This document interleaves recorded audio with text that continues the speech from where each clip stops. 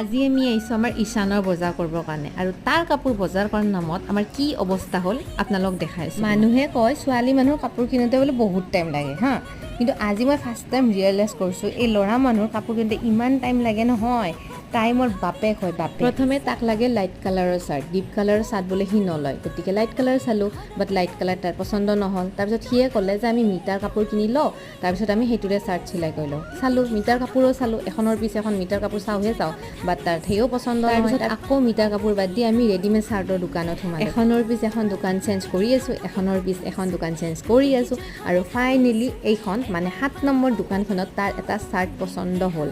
আৰু চবতছে আচৰিত কথা কি জানেনে, সি এটা ডাৰ্ক ব্লু কালাৰৰ চাৰ্ট লৈছিল। মানে 1 নম্বৰ দোকানখনত ডাৰ্ক ব্লু চাৰ্টটো আমি নললোঁ, আৰু গোটেই ফেঞ্চি বজাৰখন ঘূৰি কিনে লাষ্ট দোকানখনত আমি ডাৰ্ক ব্লু কালাৰৰ চাৰ্টটো লৈছোঁ। আৰু এইখন হ'ল লাষ্ট দোকানখন, য'ত তাৰ পেণ্টটো কিনোতে মোৰ 1 মিনিটৰ মিনি ব্লগটো শেষ হৈ থাকিল।